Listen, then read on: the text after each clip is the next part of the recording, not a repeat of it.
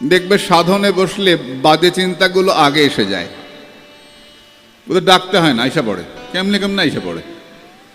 ডাকি না, বলি না, নিমন্ত্রণ দেই না, এই বাজে কথাগুলো, বাজে চিন্তাগুলো আগে আসে।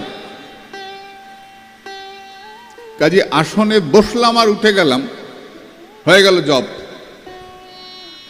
হলো ফাজলামি হয়, জপ হয় না। বিবেকানন্দ বলেছেন অন্তত 3 ঘন্টা আসনে বসবে। দুর্গাপ্রসন্ন পরমহংসদেব বলেছেন অন্তত 1 ঘন্টা তো বসিস। বসলাম আর উঠলাম, আসন কামড়ায়, ওট ওট ওট, অনেক হয়েছে ওট, অনেক হয়েছে ওট। বসতেই জানি না, মেরুদণ্ড সোজাই হয় না,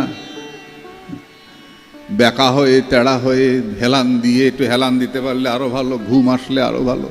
দূর, আমার মতো কুকুরের ভজন হবে? লোচন বলে সে পাপি এলো আর গেল।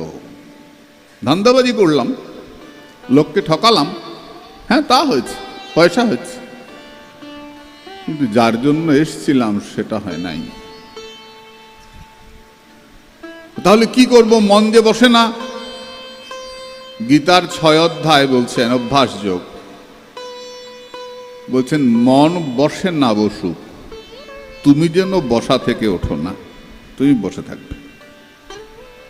মন যেখানে যাচ্ছে যাক, চলে যাচ্ছে আবার ধরে আনো, চলে যাচ্ছে আবার ধরে আনো।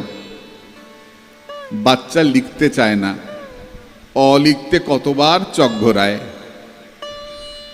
বিনোদ বাবা বলেন ওই প্রত্যেকটা ঘোরানোই সার্থক। কেন? বলে ঘোরাতে ঘোরাতেই অ হবে, তারপর সেই বাচ্চা একদিন উপন্যাস লিখবে। তাই মনটা এক জায়গাতে বসে না, না বসুক, ঘুরুক, ঘোরাও ঘোরাও, তুমি যেন আসন ছেড়ো না। আরে আসনে বসতে বসতে মনের মধ্যে হাহাকার আসবে, আমার কিছুই হলো না, আরে সবার হচ্ছে রে, আমার হচ্ছে না, আমার মতো অধমের হচ্ছে না রে।